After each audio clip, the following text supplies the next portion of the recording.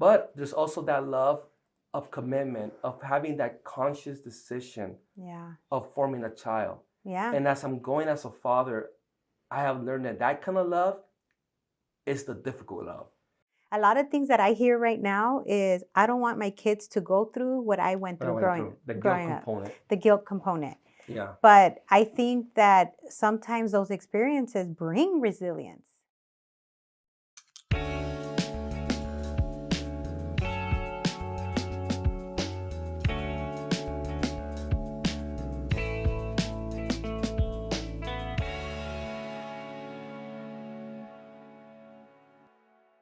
Welcome, Linwood Unified School District families, to another episode of Beyond the Classroom.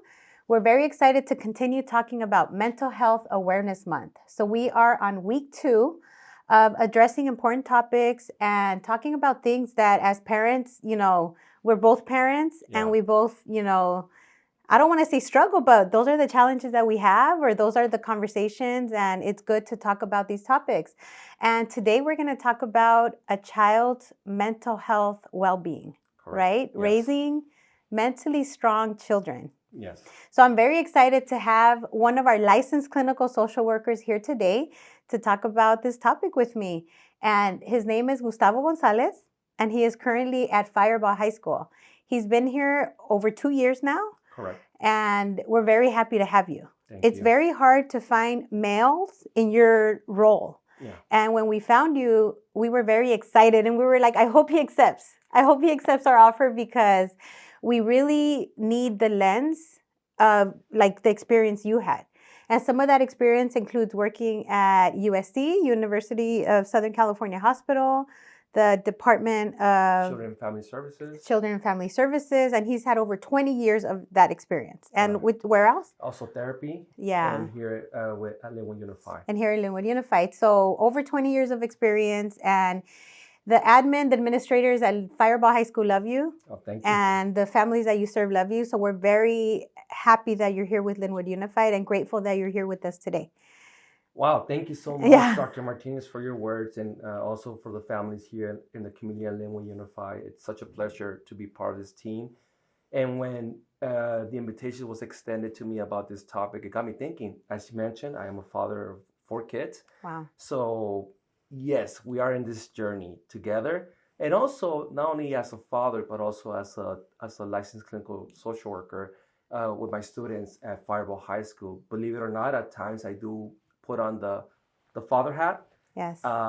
And when I practice at home, I bring it at work once in a while. Absolutely. It's hard to take that hat off. We look at our kids here thinking, what would we want our kids to be treated as? Yes. Right? We are legally we are their parent while they're under our care. Yeah, and that's as part of that, and also the way of connection. Yeah. And understanding them and giving them that space where they can grow and evolve in life. Yeah. So thank you again. Thank you so much for this, for inviting me and allowing me to participate and have this conversation on this wonderful topic. Well, thank you for accepting. It's not an exciting thing to be recorded in front of everybody, but we are, our main goal is here to provide resources to our families. Correct. On topics that, sometimes people wonder, and maybe they don't have a means to ask for the support or just have the conversations. Yeah. So, we just want to bring it out to families and just offer some support and let them know that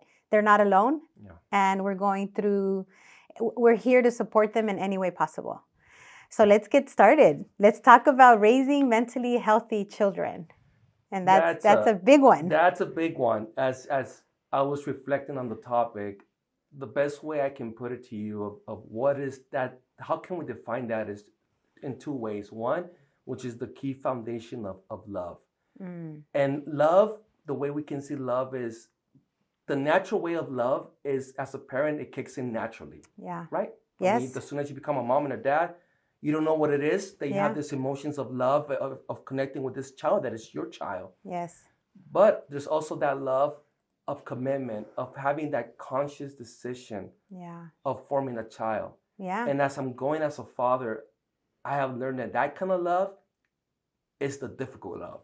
Because that means that at a daily basis, you're making a conscious decision of how to talk to your kid, Yeah. how to correct them, when to jump in, when not to jump in. It's a dance, right?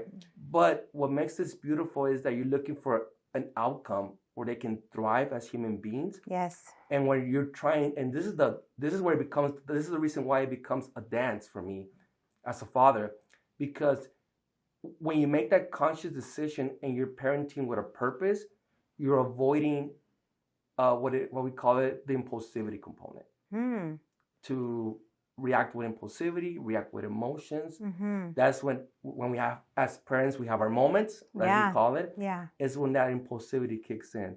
So that's the reason why I feel that the foundation of it is that love. Yeah. The love of putting in that work, that constant work of communicating with your child and being a role model to your child. Yeah. I want to talk about impulsivity real quick before we get into the strategies that we can use to raise mentally healthy children. But tell me a little bit more about impulsivity in parenting and how that can affect a child mentally as they develop. Yeah. So when I mean impulsivity, it's what it is that you don't think things through. You just react at the moment. A good example, which we all can relate to, is the snapping component, or we scream at them, or we get frustrated, or at times we bring work at home and we're not able to separate. And what it is that we ourselves, we are having a very difficult time to have our own balance of our lives and cope with our own things. And that's where whatever we bring and we show them, that's what they take in. Yeah. So that's the impulsivity where we don't make the time to think through. Yeah. To take a moment. I've done it before. At times when I arrive at the driveway, I have to take a minute. Yeah. Because I had a long day. Or like, okay, I know they're gonna be asking for my attention. I know I had a long day. All right, just try your best to just get things here and then just be that for them. Yeah. Because they're not looking for Mr. Gonzalez. No. Therapist. They're looking for dad. Yeah, they're looking for dad. Yeah. And if we don't make a conscious effort to be very intentional and we are impulsive, what are some of the dangers that can happen to our children? Oh, it could be from in the mental health spectrum. It could be emotional disconnection with the family, disconnection with the children, lack of communication. The relationship between a parent and a child is not there. A lot of the times, I have talked to students that they have a very difficult time talking to their parents and having that relationship. So think about it. If there's no relationship with your parent, with your mom or your dad, then how can you evolve as a child? Yeah. Or as a family? Yeah. And so I see it as not just the individual component, but I also see it as a family. Absolutely. Yeah. As a family. And the sense of security is gone. It's gone. And that's where, unfortunately, a lot of our students or children or teenagers, they go different routes. Substance abuse, or they make decisions that, it could put them in harms. And it adds to it. Yeah. Yeah. And that's where impulsivity comes in, because as parents, we help them to regulate their emotions. If a good example, they see us at home and they see my mom and dad have a disagreement. But if they see that, okay, they're talking, they're trying to figure things out, then what are we teaching them? Problem solving. Or, for example, forgiveness. At times, my kids, they have given me a hard time, and I tell them, you know what, guys, right now I'm very upset, or I'm very hurt. I need to just have a moment, go with mom, or vice versa, go with dad, and they reflect and they say, oh, you know what, I think dad was really upset at us. Yeah. And mom encouraged them, can you just go say sorry to dad? My instinct as a human being, I'm still mad, and I don't want to talk. Yeah. But then, the intention component is like, you know what? Let me teach them about forgiveness. Even though I'm not fully okay, but let's hug it out. And that's what you're teaching them. You're role playing with them. You're showing them about human relationships. Which later goes all to our topic, mentally healthy children. Correct. That's what it is to raise a mentally healthy child. How to model it. How to model it, yeah. Yeah, how to teach it. How to introduce it to their lives. and also to teach them the beauty of success and failure. Because sometimes mommy and dad, they see them in their baddest moments. Yeah. And when they see mom and dad bouncing back, then say, oh, dad had a rough day, but dad had a rough situation. Kids hear. Kids kind of know, right? Absolutely. They hear everything. They hear everything. So when they see that in you, that resilience component, that comeback story, then they know that there's hope, and they know that there's something called, hey, I can come back. I can get myself back together. At times, even me as a father, I have gone to my kids in their room and knock on the door. Hey, I owe you an apology. Absolutely. I owe an apology. That was, I'm sorry. Yeah. I've had to do that too. Yeah. And it's really made a difference. Yeah. Like saying I'm sorry has gone a long way. I don't know how many times you heard I'm sorry growing up. I didn't hear it much. No, yeah. Because the it was a different time. It was different times, correct. Our generation of parents, first generation, it was survival mode. Survival mode. It was survival mode. And we're now, and this is the thing that I don't know if it happens to you as a mom, where you're trying to juggle of what you learned growing up and what to unlearn. But also, I have learned to take value what my parents taught me. It wasn't perfect, but I can tell you this much: it was with love. Yes. It was with love. Yes. And that's where, again, I go back to that. When kids know that there's love behind it, it might not be perfect. Yeah. But they see your hard work and your intentions. Yes. Yes. You gave me chills saying that, but absolutely. Yeah. It comes down to our intent and our parents.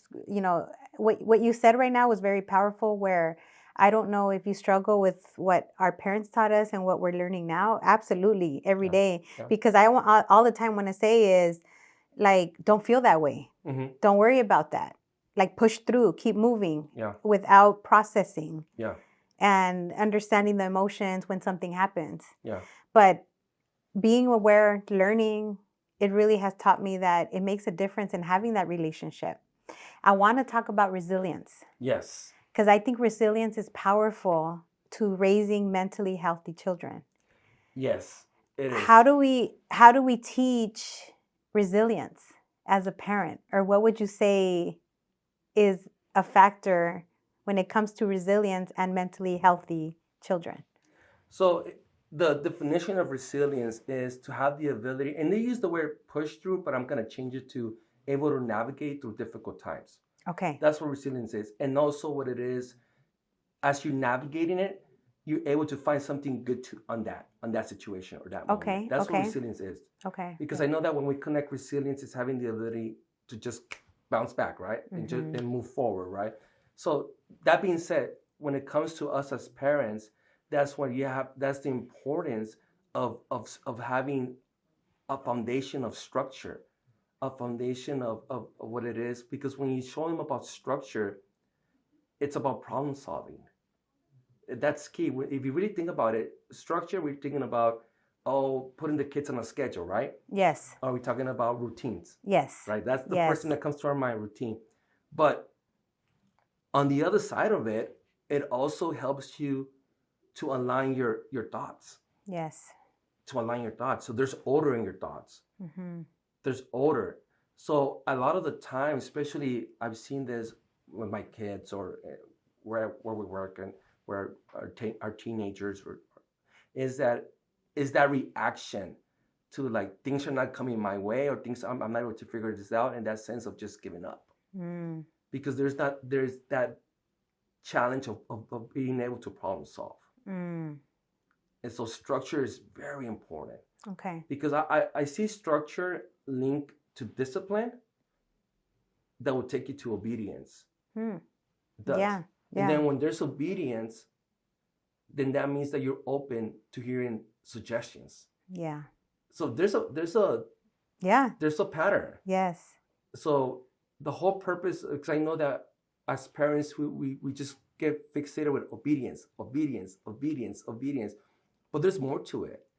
Because we're teaching our kids to think on their feet. Yeah. To be able to prioritize. like your job position, my job. At times we have many things to do, Absolutely. and then at times we have to drop one thing. Yes. And say, okay, this will be done another day. Yes. But in order to accomplish that, there has to be a structure. Yes. Yes. A structure. And so let's give examples of how we would create resilience that connects to structures and experiences at home. Or raising a child. Because how does a child build resilience? Yeah. Through all those things. But I think sometimes as parents, we want to protect our children from having different experiences. Yeah. So they don't fail, because we don't want them to fail. Exactly. Or we don't want them in pain. Yeah. Or we don't want them to suffer, whatever you want to call it. Yeah. Because naturally parents are like that. We're like that. We don't want our kids to, a lot of things that I hear right now is, I don't want my kids to go through what I went through growing up. The guilt component. Yeah. But I think that sometimes those experiences bring resilience. Yeah. Right? Yeah. I mean, it doesn't mean they have to go through exactly what we went through. Yeah. But like you said, how you were taught certain things with your parents, me too. Yeah. We got to get the positives out of there. Exactly. And not get rid of everything. No. Because we need our kids to be resilient. Our parents gave us a lot of good recipes that, if you ask me as a father, I practice it. I'll give you an example. So one of my oldest one, when it comes to math, doing the multiplications, she was not feeling it. Math is not her thing. She's very good in language and English and other things. So I say, okay, all right, sounds good. Well, let's do this.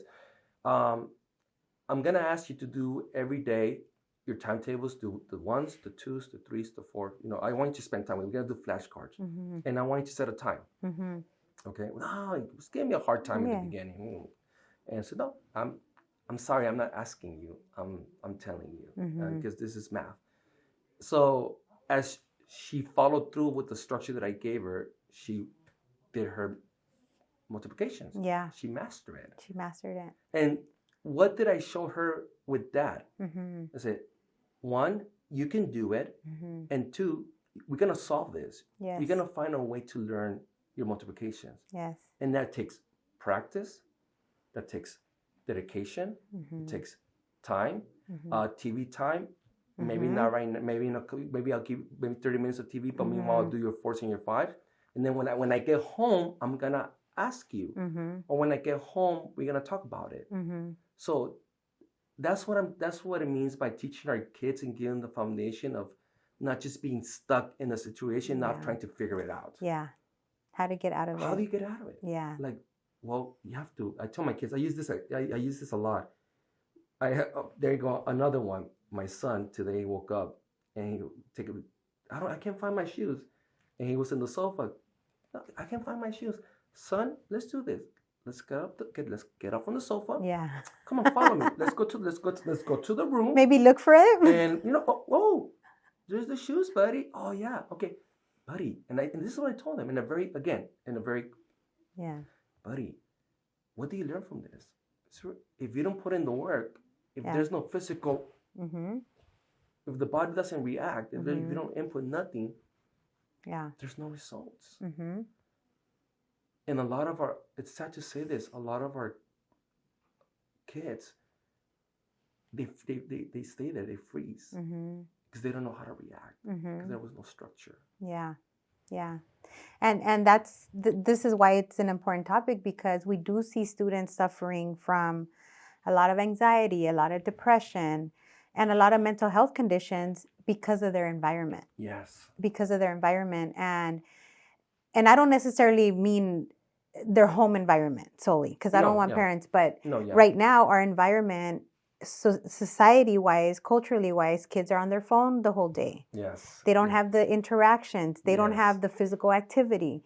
They don't have, like, I'm a believer of teenagers working at a young age. Yes. I am a believer. I'm a believer that as soon as they turn 16, they need to get a job, because a job gives you experiences that school does not give you. Yeah. And you can build a lot of resilience through learning how to work. Or growing up when you will get together with your friends and you guys will ride your bikes and go to the park and something will happen to your bike, you say, okay, look, let's do this. You carry your bike. It was a lot of problem solving. Yes. Because we were out with the friends playing. Yes. There was no phones. And also another thing, unfortunately, a lot of things that our kids are seeing, it promotes the easy solution. Yeah. Oh, you want to earn cash fast? Do. Yes. It's like that's how society's. That's where we're living right now. Even with ChatGPT. Yeah. Like they just have to type stuff in. I mean, I've used it and it's amazing. Yeah. But it doesn't. It like we had another episode where the OT occupational therapist said we lose a lot of ability when we get things instantly. Exactly. So when we are processing, we do learn a lot. And I think that's one of the things that we need to go back to. Yes. We need to go back to... Thank you for saying that. Yeah, yes. We need to go back to having the kids learn. Yes. Right? We need to go back and making sure our kids are resilient. Yes. And they have experiences. Because let me throw this question at you. How does failure and setbacks contribute to a child's emotional growth? Because emotional growth is connected to mental health. Correct. So when let's say a child has a failure or a setback, like let's say your daughter would have failed a test. Yeah. It would have hurt us. It would have hurt her. It would have hurt you as a parent. It would have hurt her because she doesn't like seeing failures. And I'm sure as parents, we don't like seeing our kids failure also. Mm-hmm. But it taught us that we have to sometimes reflect and say, it's okay. That's not working. So let's do this now. Exactly. And that causes us to have a reflection on how do we overcome that, or let's say the park.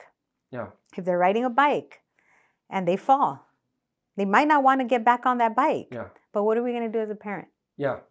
And I think you hit a good point about this generation of parents. We're trying to protect them because we try our best not for our kids to go through what we went through. But yet we're very good at admitting that our parents gave us a lot of richness and a lot of good things. Yeah. And let's not downplay that. No. There's a lot of value in that. There's a lot of value. Yeah. Now that as a father, I don't know if it happened to you, like, oh, I sound like my mom. Oh, absolutely. Absolutely. Boy. But going back to that, I think this is where there's the boundaries component. Yeah. And this is where I like to use this as a dance. Yeah. Where it's important to teach them the value of work. Yes. And seeing failure in a different way. Yes. Because if we're just trying to paint this fantasy world for them that there's the failure is the most horrible thing in your life. Yeah. Then they're gonna be so afraid to make steps forward. Yes. And they're gonna be just in one place. Yes. Complacent. Yes. And I think I'm very open to my kids at their age level. I share them stories about me growing up. Mm-hmm. My wife is very open to share stories. And also another thing that I encourage my kids, I know that some of us, maybe grandma and grandpa they're not involved or they're no longer live, but when grandma and grandpa talks, they say, listen to your grandpa. Yes. Those are words of wisdom. Yes. And grandpa talks about when he came to this country and the hard work and how he had to have 4 or 5 jobs or how and my son and my daughter are listening to that story and they say, wow, grandpa, you had it kind of hard. Yep, I'm still here. Mm-hmm. I'm 79 and I'm still here. Resilient. And it's very important, that narrative story, to know where they come from. Because at times, maybe as parents, we feel embarrassed or we don't want to talk about it, about our upbringings, but then there's value to that. There's a lot of value to it. Yeah, there's a lot of value to it. I share when my kids go into that little, they just want to give up. I tell them a story about me when I took my license exam. Mm-hmm. I didn't pass it on the first time. Yes. It took me 4 times. Yeah. And it's a big test. I'm not a good test taker. Yeah. I have no shame saying that. Yeah. So then my daughter would tell me, Daddy, how will you feel that you will take this big exam of 2 hours or 3 hours and all of a sudden your screen fell? I said, well, Abby, I told her, at the moment, I would just maybe cry a little bit or just kind of be bummed out. And then I would have to find a way to recollect myself. Yeah. Because that was not an option for me. Yeah. And when you tell them stories, they think about it. Yeah. And they reflect on it. Mm-hmm. They do. Yeah, they do. They do. We really need to go back to give, as parents, we really need to go back to give our children the opportunity to be resilient. Yes. I think we get too scared. We're a generation of where we want our kids to be protected. Yeah. Without giving them the opportunity. And that's when expectation comes in. Yeah. Because what expectation does, it teaches your child to set goals. Yeah. And not only that you're telling them, I'm asking you to do something mm-hmm. that I know that it's going to be an end result. Yeah.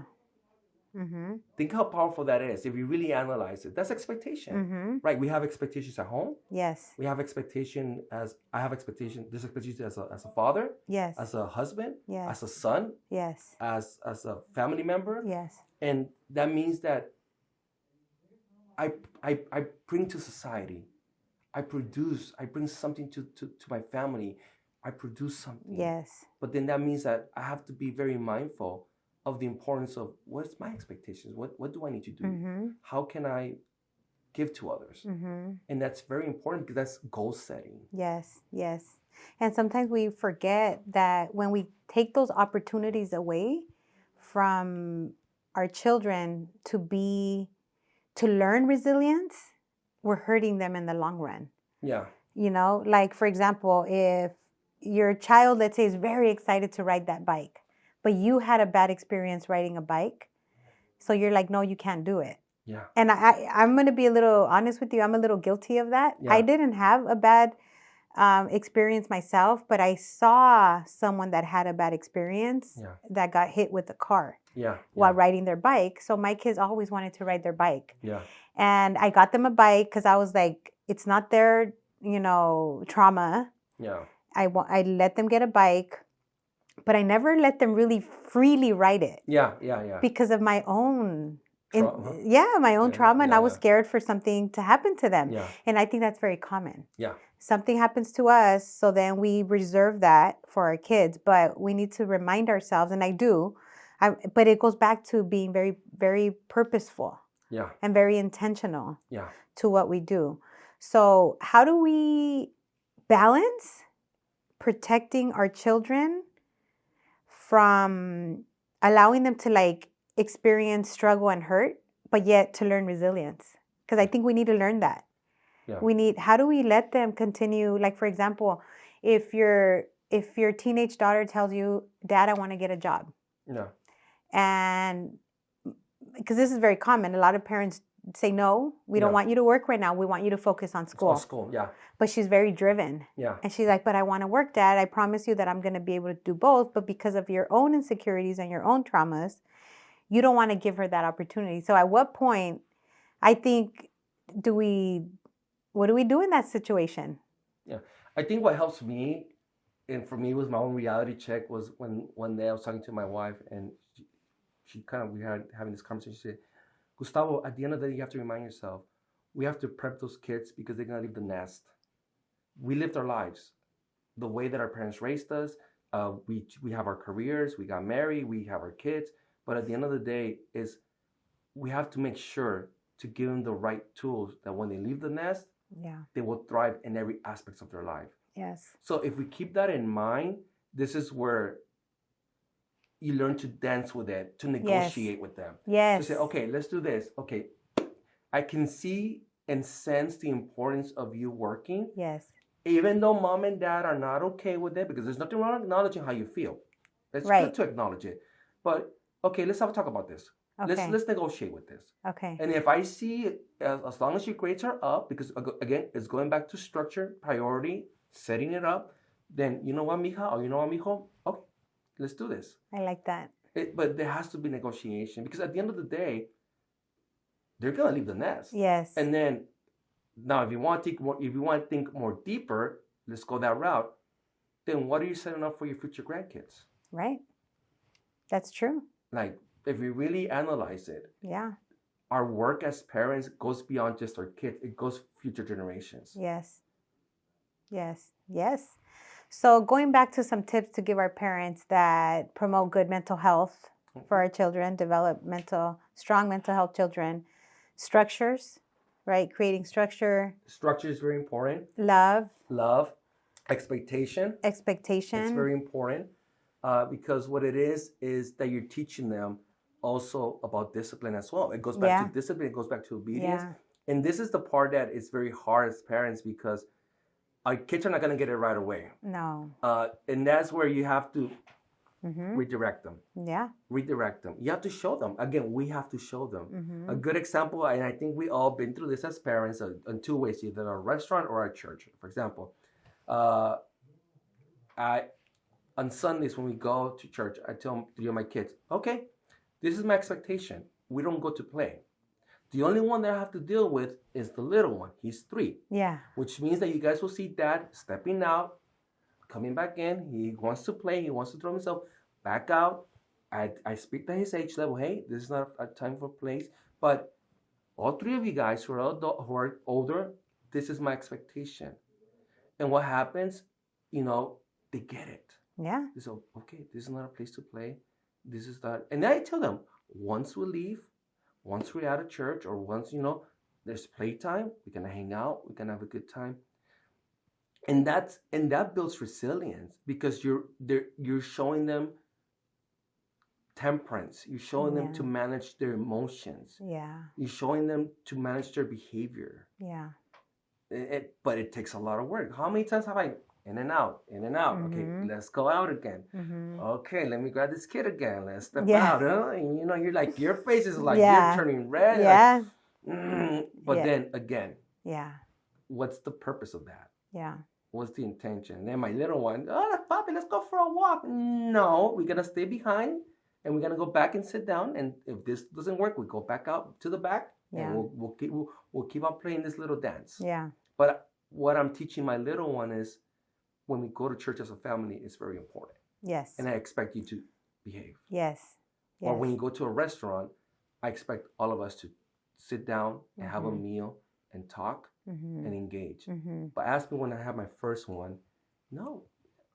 How many times have I had to step out with and ask the food to go because a meltdown or it happens. It happens. But I think it needs to happen. It needs to happen. And that's our part. Like, things need to happen. Yeah. Like, experiences need to happen. Yeah. And it goes back to what you said in the beginning about not every experience is going to be positive. No. And the not positive, if we want to call it like that, they need to happen. Yeah. Because it allows us to learn from it. Exactly. Which will build resilience. And you hit a good point right there, because I think a lot of the time as parents, and I can raise my hand, we assume things. And assumption is a very tricky game. Yeah. It is very tricky. And I think that when we have to be okay with the unknown. Oh, I don't like the unknown. We have to be okay with trials and errors. I'm learning that as well as a father. I'm learning as a husband, that, hey, okay, this worked, this didn't work. Okay, let's go back and sometimes we have to sit down, and once the kids are asleep, we have to sit down as parents and have a conversation. Okay, yeah, that didn't work out. Okay, you know what? Next time let's do this, or next time. Yeah, it's a lot of work. It's a lot of work. Yeah, and that's where a lot of our parents, including me, we tell ourselves, "Well, I have a job, and I come tired," but then it goes back to the beginning. Then where's that foundation for your kid? Yeah. Where is it? Yeah. And then at times it breaks my heart when I have a parent coming to me and say, I don't know what happened. Where do I start? And for them, it's like you can see it in their face. Yeah. And when they reach that realization, when I'm talking to them, and they're like, it has happened. Like, I have tried to just protect them, but I was wrong. And they're in tears. Yes. I see that all the time. It's like, I don't know what went wrong, because you did protect them, and that's why we're talking about this. Because we want parents to hear through our experiences that we have as parents and as what we see here as a district, to know that everyone wants to protect their child. Yeah. But you have to remember that your child is going to become an adult. Yes. Your child very fast is going to become someone that will start making their own decisions. Correct. Without you. Yeah. Without us. And can I add another component to Yes. it? That the importance of that foundation, because you're teaching your children to learn as they go, to evolve, that they will be eager to learn, to work on themselves. Yeah. Like, for example, for us as parents, or for me as a clinical social worker, as a father, as a husband, for me it's very important to read books. For me it's very important to once in a while, when at times when I go talk to my parents, I ask them for the suggestion, not because I'm asking for permission, but because I still want to pick their brain. Yes. I still want to hear from them. Yes. I still want to feel like, oh, okay, it makes sense. Yeah. But why? Because the foundation is there. Mm-hmm. So now, what you want, parents, is that when your children become adults, that they can see you as a mentor. Yes. As someone to go. Yes. And still pick your brain. Yes. Because you have lived life, mm-hmm. and you're still able to provide. Yes. And that's the beauty of that. That's the beauty of it. And you're absolutely right. Like everyone has something to offer. Our parents have a lot of things to offer. You as a viewer also have things to offer. We're sitting here, but we don't know everything ourselves. No. And we're learning and we're growing as we go.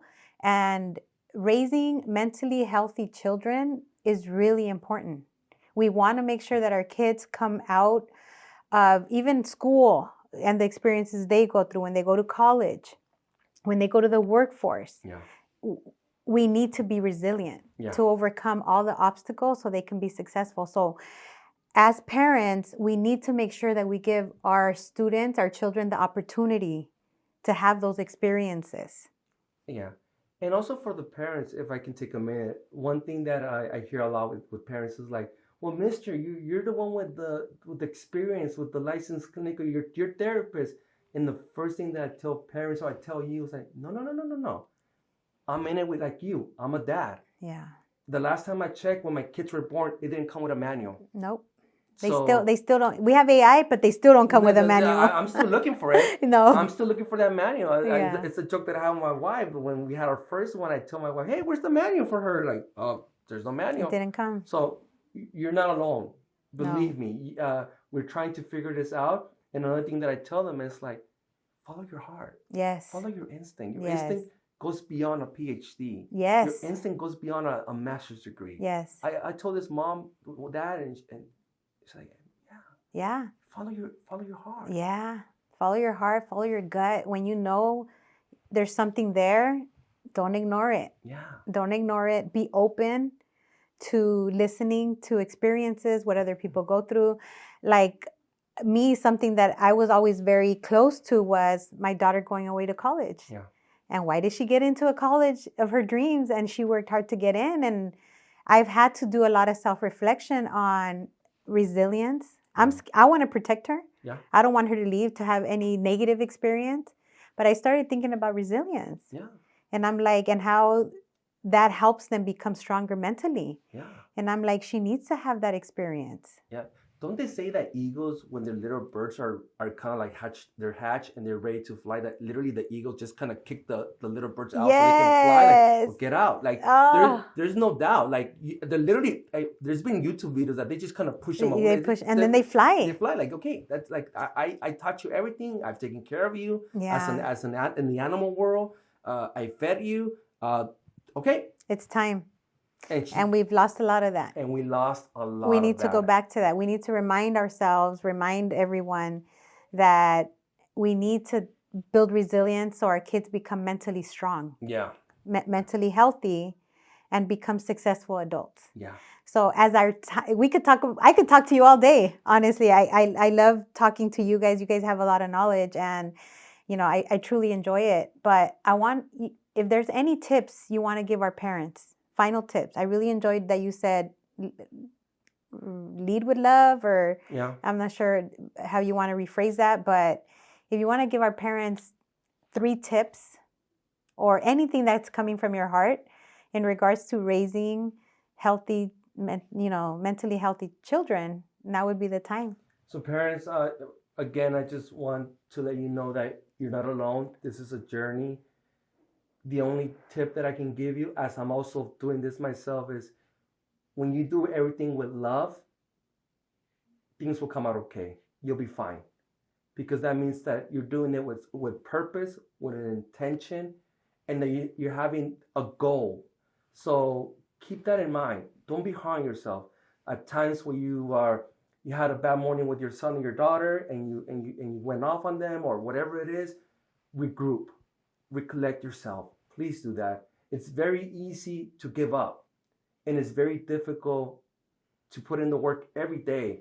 But believe me, I think at the end of the day, all of us, when we see our kids adults and we see them thriving, we are going to say to each other or to ourselves, it was all worth it. That's my advice. Thank you. That was beautiful.